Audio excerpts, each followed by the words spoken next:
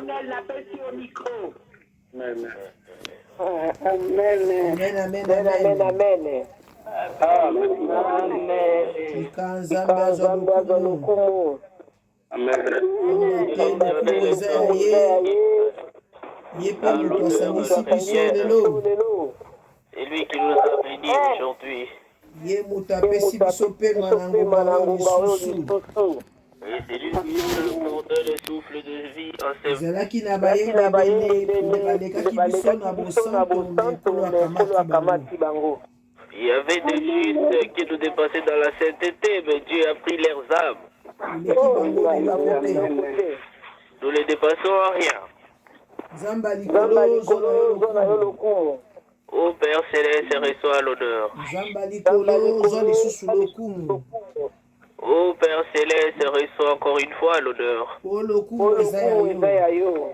Car l'honneur revient à toi. Toyebi eloko moko Yawe. Nous savons une chose, Yahvé. Toza na bomoi kaka mpona yo.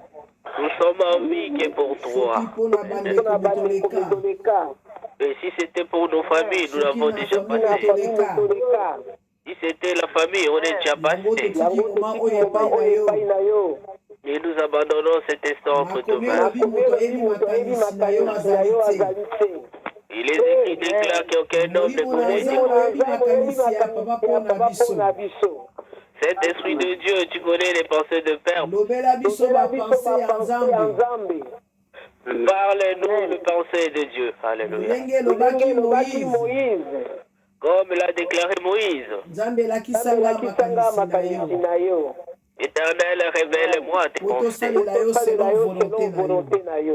Pour te servir et selon ta volonté. Nous détruisons tout esprit qui n'est pas de toi. Toutes les sémences que tu n'as pas semées.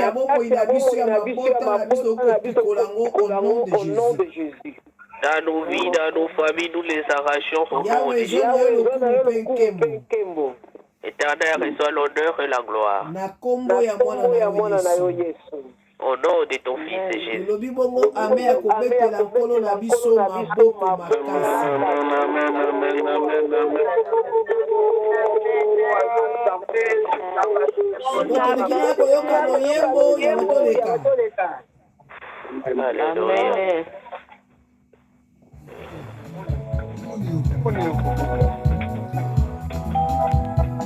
Janvier 2023. Zamba lobaki na biso akobongisa biso nkembo na ye elongo na bilembo. Et Dieu a dit que je vais proclamer la gloire avec des signes. Nayebi ke bato ebele na kati na biso bamoni nkembo ya Nzambe mpe na bilembo. Je sais que beaucoup parmi nous ont vu la gloire et des signes. Etango somoni elembo ya Nzambe elingi koloba nkembo ya Nzambe ezali pembeni mpe kati na yo deja. Et quand tu vois un signe de Dieu, cela signifie que la gloire est à côté de toi. Même bato bakobikisama eloko bato bakobikisama elembo oyo batie kati na biso. Et même ceux qui seront sauvés, ce sont avec le signe qu'on a semé au milieu de nous. Nzambe atindi ba angelu na kati ya mokili bana kotia bilembo na bato bakobika. Éternel a envoyé les anges dans le monde pour commencer à mettre de cachets. Lolenge pesa bolo esi atindi ba angelu na ye bana kotia bilembo na bato bakobunga. Et c'est pareil pour le diable qu'il a commencé à mettre des cachets pour les siens, pour ceux qui seront perdus. Alléluia. Amen.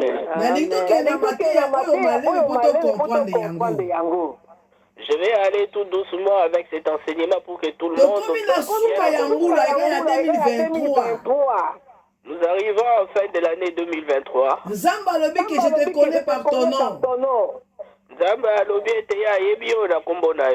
Lokola yebi yo na kombo na yo elingi koloba oza na assurance epai ya tata.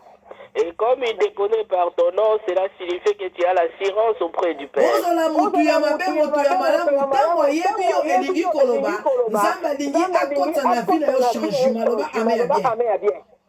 Amen. Que tu sois un mauvais ou une bonne personne, Dieu veut entrer dans ta vie, te connaît par ton nom. Si tu es mauvaise, il veut entrer dans ta vie pour qu'il y ait un changement en toi. etango nzambe ayebi yo na kombo na yo. Et quand Dieu te connaît par ton nom, donc ozwi privilège moko ya kopusana pembeni ya tata. et tu as reçu une privilège de t'approcher auprès oza na assurance moko ya kosenga eloko moko epai ya nzambe. et tu as une assurance de demander quelque chose auprès du Père. mpe ozwa eloko ozali kosenga. Et pour recevoir ce que tu demandes. eloko mpe esalamaka te elingi koloba nzambe akosala yango na vino mpo ayebi yo na kombo. nalingi ndeko moko aloba ame ya bia kokotelema. Amen, alléluia. Et même quelque chose qui est impossible, qui ne se fasse pas, mais Dieu veut le faire dans ta vie. Dites Amen. Amen, amen. Alléluia. Amen. nayebi te soki mateya oyo eza chikote ngondo mpe nazoyeba te.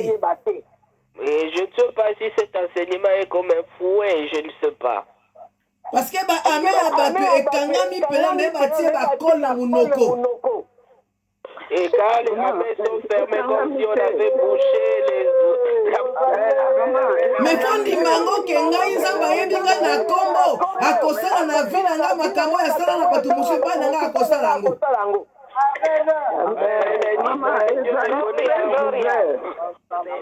Alléluia. totalaki yango na Luc 19. Nous l'avons lu dans le livre de Luc 19. totangaki yango na ntongo ya lelo. Nous l'avons lu ce matin. tobandaki yango na verset 1 na 10. Nous l'avons commencé par le premier verset jusqu'au 10e verset. Alléluia. Amen. nalingi papa mona atangeli biso na lopoto mpe na lingala atangeli biso na kolingola mokuse osi na lingolaki na ntongo. Amen. Amen. Amen. Je lis au nom de Jésus dans le livre de Luc, chapitre 19, versets 1 à 10. Le titre nous dit Jésus à Jéricho. 1. Jésus était entré dans Jéricho et traversait la ville. 2. Or, un homme riche appelé Zachée, chef des collecteurs d'impôts. 3. Cherchait à voir qui était Jésus, mais il n'y parvenait pas à cause de la foule, car il était de petite taille. 4. Il courut en avant et monta sur un sycomore pour voir Jésus, parce qu'il devait passer par là. 5. Lorsque Jésus fut arrivé à cet endroit, il éleva les yeux, le vit et lui dit, Zachée, dépêche-toi de descendre, car il faut que je m'arrête aujourd'hui chez toi. 6. Zachée s'empressa de descendre et l'accueillit avec joie. 7. En voyant cela, tous murmuraient en disant, il est allé loger chez un homme pécheur. 8. Mais Zachée se tenant devant le Seigneur lui dit, Seigneur, je donne aux pauvres la moitié de mes biens, et si j'ai causé du tort à quelqu'un, je lui rendais les quadruples. 9. Alors Jésus dit à son propos, le salut est entré aujourd'hui dans cette maison parce que lui aussi est un fils d'Abraham. 10. En effet, le Fils de l'homme est venu chercher et sauver ce qui était perdu. Amen. Et la parole de l'Éternel. Gloria. Amen. Amen. Janda pambola papa na biso boni. Amen, maman. Ke na lingala. Kataki na kombo na Yesu. Na mokanda ya Luka, mokapo ya zomi na lipwa, ete na liboso kino na somi. Ite lobi, Yesu na Zachée. Te na liboso na mibale sangani, Yesu akoti na Jericho, moto moko azalaki kuna, kombo na ye Zachée. Ye azalaki mokonzi ya bafutisi babu, ye moto ya mbongo mingi. Tango Yesu azalaki okatisa mboka eteni ya misato, Zachée aluki nzela ya komona ye, kasi lokola azalaki mokuse, akokaki te po bato bazalaki mingi. Eteni ya mine, bongo akei mbangu liboso, pe amati na nzete moko ya sycomore, po amona ye, pamba te alingaki kolekela kuna. Eteni ya mitano, Maman Suzana. Oui, maman. Il est maman. Pas belle, maman. Mais eko kabola malobo na tongo tutalaki na tite Yesu nazashi. Donc batiaki moto ya mosantu nzambe na moto ya masumu. Et on a mis Jésus, on a mis un saint et un pécheur. Balobaki te Yesu na ba angelu. On n'a pas dit Jésus avec les anges. Mais balobi Yesu na zaché. On a dit Jésus. Na kati ya mboka wana bayebaki ye moyibi. Et dans cette ville, on les connaissait comme un Na kati ya mboka wana bayebaki ye moyibi ya bambongo ya ba impôt. Dans cette ville, on les connaissait. Na kati ya mboka wana bazalaki kolinga ye te. Dans la ville, on les... Na kati ya mboka wana akomaki rejeté na bato nyonso. Et il était rejeté. Nandimi te kenda kule bato bakendeke lisusu kuna. Je ne crois pas qu'il y ait... Tellement mabe elekaki mingi ekomisaki ye mokuse. Et tellement il y avait... Soki moto okosala mabe mingi, même ozosambela, mais spirituellement okomi mokuse liboso ya Nzambe. Un homme qui fait beaucoup de péchés, il doit dire devant Dieu, Dieu te fait pécher. Maman, elle veut dire pour ça téléphone. Non. C'est pas moi, maman. Ezayanga? Siko mutu wana atie ba ekoko malokote ya bate. Motango azali nani?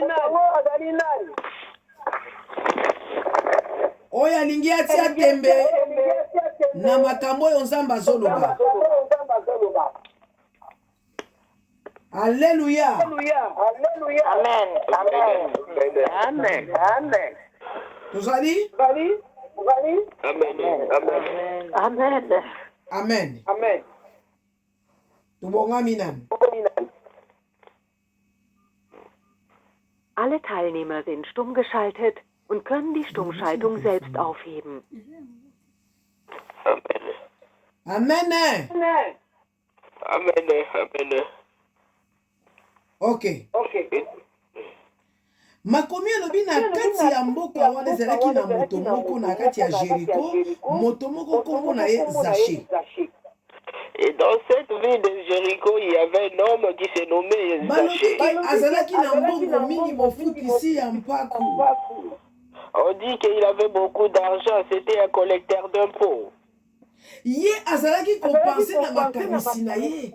Alingaka yeba Yesu wana azana. Alingaki amona Yesu wana. Et dans ses pensées, il voulait savoir qui était Jésus, le connaître aussi. Alléluia. Amen. Makomi elobi Yesu masi azoya. Il est écrit déclare que Jésus marchait. Na kati ya Jéricho balobi fulu ezalaki ya bato ebele. Il y avait une foule dans la ville de Jéricho. Siko nazoyeba te bazalaki 10 000 bazalaki combien na yebi nombre ya bato te. Et je ne sais pas combien nous sommes, je l'ignore. Mais tangu ya bandaki koya Yesu Masia esika ezalaki Zaché azolinga mona ye mazokoka te ta ekomaki mokuse mabe elekaki ebele alobi ate nakima kaka mbangu tala siko moto atai mokuse azomata na nzete nayebi te amataki ndenge nini seki na makolo ekomaki mikuse. Alléluia. Et là, il s'est avec toute cette foule. Moi, je vais voir Jésus. Et comme il était tellement mauvais, et vraiment, il était devenu de petite taille. Et je ne sais pas, il a dit, il a vu un arbre, il a dit que je grimpe sur cet arbre. Et je ne sais pas comment, avec ses petits pieds, comment est-ce qu'il a monté cet arbre. Mais nazomonango azalaki na révélation de gens na kati na ye. Et je vois qu'il avait la révélation à lui. Pour ayebeki osala kadiki na elobi ke na yebi ke kolekela kaka na nzelo nga na kimeli bango na liboso. Et parce que dans ses calculs, il savait que non, Jésus allait passer dans la vie. Il savait qu'il ne va passer juste devant là où je suis. Makomi elobi na biso. Et c'est écrit dit. kaka ntango yesu akomi na nzete wana Et lorsque Jésus fit arriver à cet oyo endroit, bazobenga nzete ya sycomore et l'arbre qu'on appelle l'arbre de alobi sycomore, abwaki miso na likolo il leva les yeux alobi zache kita et lui dit, Zachée, hâte-toi de descendre. na makanisi na ngai nazopansa alobi o ayebi nga na nkombo. Et dans mes pensées, là, je dis que Zachée commence à s'interroger. Il connaît mon nom? ayebi nkombo na ngai Il connaît mon nom?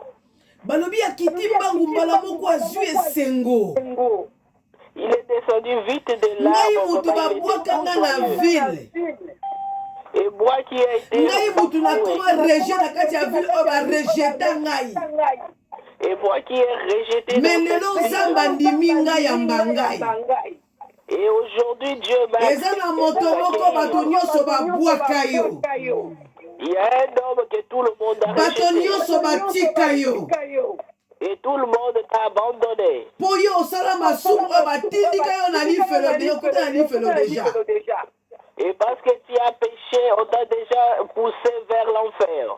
me yesu masi alela alingi ayamba yo loba ame ya bien Amen. Mais aujourd'hui, je suis sauvé d'accueillir. Amen. ozopose question bato yango bayininga pourkui Tu te poses la question, pourquoi est-ce que tout ce monde me hait? ezalaka na bakestion mibale Il y a deux questions. mpo maloba na nzambe etambolaka ndenge mibale Et car la parole de Dieu marche de pair. po elimbeli ya mino mibale Et car c'est un coup. eske bato bazoyina nga mpo nasali bango mabe Est-ce que les hommes me haient parce que je leur ai fait du mal?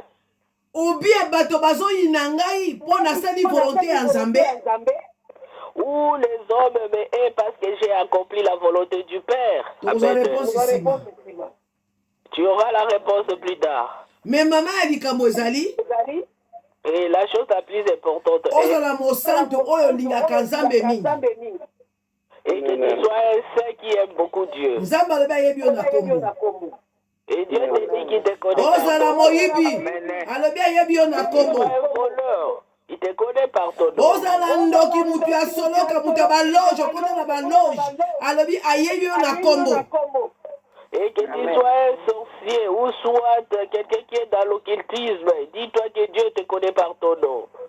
ezala kaka ntango okupaki wana na ba 17h30 mpo kende koloka quelque part mpo mutu bato balongolaka ate soki balali mutu mosusu bafandi na kila bibi akei koloka na moi makasi Alléluia.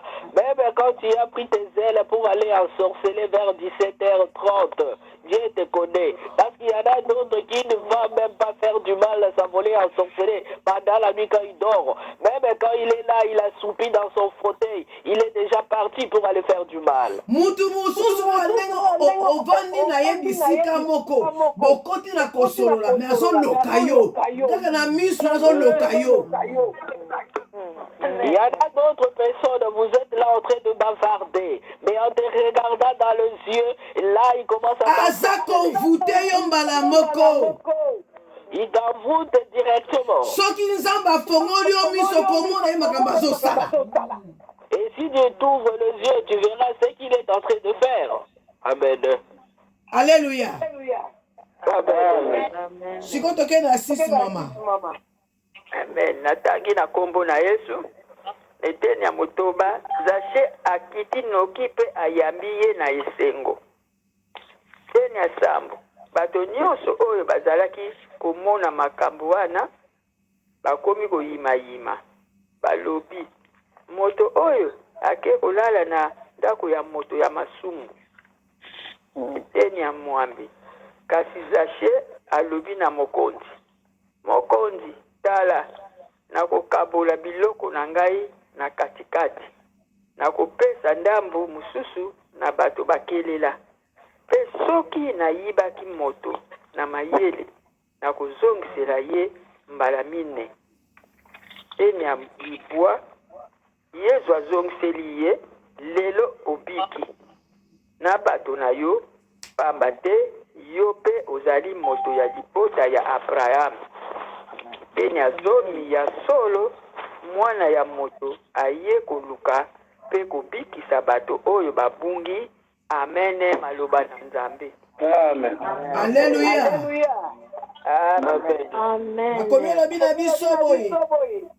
Et les écrits nous disent, Etango akitaki mbangu na likolo ya nzete ya sycomore. et Zachée s'est hâté de descendre de la Babandi garde kotambola nzela moko na mokonzi Yesu. Ils ont commencé à marcher. Babandi côte à côte kokende na avec ndako le ya Seigneur Zaché. Jésus. Ils se rendaient à la maison de Zachée. Na bato bazalaki badisiple na nsima na biso bakomi obude. Et les disciples qui étaient derrière commençaient à murmurer. Ndenge nini ye mosanda kota na ndako ya moto ya masumu alala. Et comment est-ce qu'un saint peut entrer dans une maison Parce que bizaleli oyo akamataki ezalaki bizaleli oyo Nzambe akelaki ye na yango te. Et car l'habitude que Zachée avait acquis, c'était pas ce que Dieu lui avait donné au Pourtant nano abotami te libwa mama na ye Nzambe ayebaki ye na kombo. Et avant sa naissance, avant de naître, Zachée, Dieu connaissait le nom de Zachée. Etango ye abotami. Et quand il est né, Monguna kamati semence ya mabaya kobakisa likolo. et l'ennemi a planté une mauvaise sémence en lui. Mais lokola azalaki mwana ya Abraham ekoki kozala te elekela bongo esengelaki Yesu aya kolibere na maboko ya Zabolo. Et comme c'est l'un des fils d'Abraham, ça ne pouvait pas passer ainsi. Il fallait que Jésus-Christ vienne pour lui libérer entre les mains du diable. Mais ya motu ya nini yango ndeko na ngai. Et quelle est la chose la plus importante, mon bien-aimé? Yesu akotaki na ndako na ye me ye mpe afongolaki motema na ye. Et Jésus est entré dans la maison de Zachée, mais Zachée aussi a ouvert son cœur à Jésus. Amen. Ambike bolingo nazwa yango ça fait longtemps. Et car cet amour, je l'ai reçu il y a bien longtemps. Nazwa bolingo oyo kala. J'ai reçu cet amour il y a longtemps. Lokola nga nazwi bolingo oyo mokili epesi nga te. Gefolgt vom Rautezeichen ein. Wenn Sie Ihre PIN nicht kennen, geben Sie bitte Nga das. il faut na profiter na bolingo oyo. Il faut na profiter na bolingo oyo. Il faut que je profite de cet amour. Amen. Parce que nazwa bolingo oyo kala. Et parce que j'ai reçu cet amour il y a longtemps. Nkolo na kofongola motema na ngai. Éternel, j'ouvre mon cœur. Soki nga nayibaki moto na mayele ya mabe. Et si j'ai volé, Nayibaki ye mbala moko. et je l'ai volé une fois, Me nakozongisa ngo mbala mine. mais je lui rendrai. Abandi kofongola motema na ye. Il a commencé à ouvrir son cœur. Nakopesa bato ya pasi nakopesa bango na kosunga bango. Et je vais aider les pauvres. Elingi koloba bongo na balaki kokaba yango te. Et cela veut dire que son Bato argent. mosusu bazwaka mbongo na mayele ya mabe bakabaka bambongo wana te. Il y en a d'autres qui ont de Okomona moto aza na mbongo bakabaka te. Ils ont l'argent, mais ils ne donnent jamais. Nalingi ndeko boka loba amen ya bien. Amen, amen, amen, amen, amen, amen. Makome lobi na biso boye. Et les écrits nous disent, Etango ye abimisi maloba wana. et dès qu'il a fait sortir ces paroles, Yoka maloba ya Yesu Masia. écoutez la parole de Alobi Jésus. lelo sali ekoti na kati ya ndako yo. Jésus lui dit, le salut est entré aujourd'hui Yo dans poza cette mwana ya maison, Abraham. car tu es le fils d'Abraham. Yo poza mwana ya Abraham. Et car tu es aussi le fils Malgré d'Abraham. kindupala oyo babwakela yo poza mwana ya Abraham. Et malgré cette duplicité contagieuse, Malgré balembisa yo kupe ya bamfutime poza mwana ya Abraham. et malgré autant voûté, Malgré bapesa yo lipa na musuto na lipa na morceau ya lipa kuma na kindoki. Mais oza mwana ya Abraham. malgré la sorcellerie que tu as contre Christ, Bakumbaka na nzela ya basoloka. Okota na bamagie mais oza mwana ya Abraham. et tu es entré dans l'occultisme, dans la péché, mais tu Okoma nganga mais oza mwana ya Abraham. es magicien de fait. Okoti na loge mais oza mwana ya Abraham. Tu es entré dans les loges, mais tu es l'enfant d'Abraham. Et ekomi ntango oyo moma oyo yesu masiya alingi arekipere bana nyonso ya abraham yango bakomi ezoloba na biso bato ya liboso bakozonga nsima ya nsima bakoleka liboso. Et c'est pour cela que les écrits nous dit le premier sera le dernier et les derniers seront le premier. Mais il te dit qu'il te connaît par ton nom. Même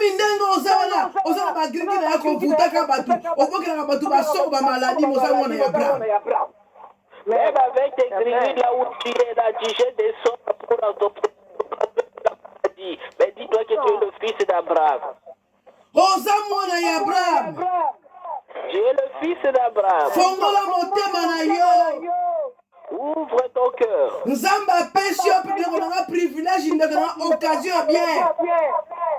Car Dieu t'a donné une et car il te connaît par ton nom, demande tout ce que tu veux et il accomplira. Demande tout ce que tu veux car Dieu est le fils d'Abraham. La façon dont nous boudons. Et pourquoi est-ce qu'il arrive dans mais Dieu me dit d'aller. Et parce qu'il est aussi le fils d'Abraham. Même si tu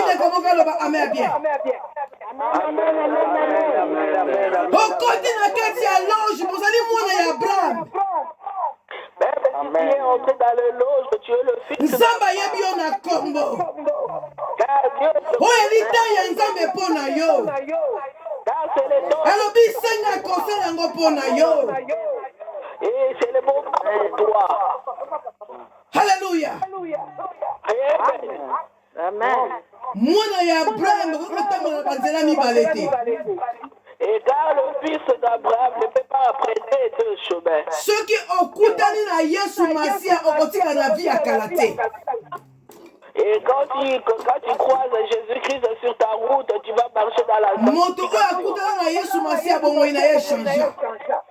et l'homme qui a raconté Jésus-Christ, sa vie a changé.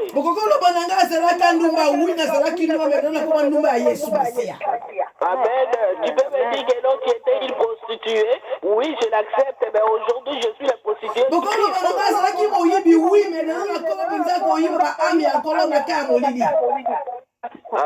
Tu peux me dire que non, j'étais un voleur? Oui, je l'accepte, mais aujourd'hui je suis voleur.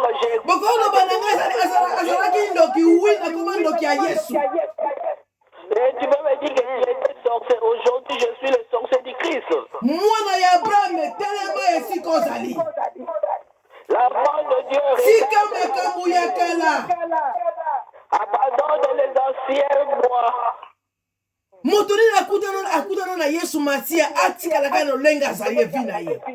Alléluia. Qui est cet homme qui a fait la rencontre avec Jésus-Christ et demeurait toujours le même? Les gens te voient toujours dans ton ancienne vie. Est-ce que l'Esprit de Dieu conduit vraiment ta vie? Et là, il te dit qu'il ne choisit pas. Même si tu as de mauvaises choses, il te connaît par ton nom. Tobandi kobonde na kombo na Yesu.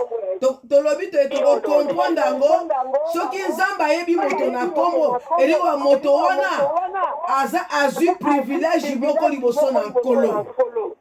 Alléluia. Bien-aimé, nous voulons dire que si Dieu connaît cette personne, vraiment, et cela signifie qu'il a eu un privilège devant Dieu. Maman Elgamelindi makaka. Et la chose la plus en toi. Batu bayeba yo na lolenge ya mabe. Yo na baka te Yesu ayebinga na koma dinga bongo la mabe koma malamu. Amen. Même si les hommes ne connaissent pas ton mauvais caractère, dis que Jésus me connaît par mon nom. Il veut me changer mon comportement. Amen. Yo pe o bayebi na kombo fo o fongola motema na yo. Et toi aussi quand te connais par ton nom, ouvre ton cœur. Amen. Liboso na nzambe ya bomo. Devant le Dieu vivant. Tobani kobonde na kombo na Yesu tobondeli. Au nom de Jésus-Christ. Ndeko tobondeli. Zamba Nicolo. Zolokum. Zolokum. Zolokum. Poyo Zanzambi. Poyo Zanzambi. Kumbama na yo. Zambe ya Yesu. Zambe ya Yesu. Zambe ya Yesu. Ozo na yo lokumu yawe. Na yepa ina yo.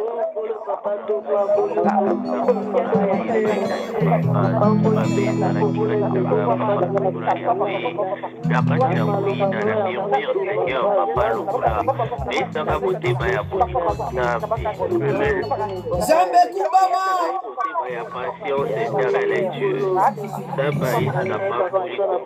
Kumbama na yo. Na ye ndenge na ye epai na yo Nzambe. Yawe na ye. Olobi nango yebinga na kombo. Yawe. Olobi okosala nango osala na bato mosusu te. Yawe.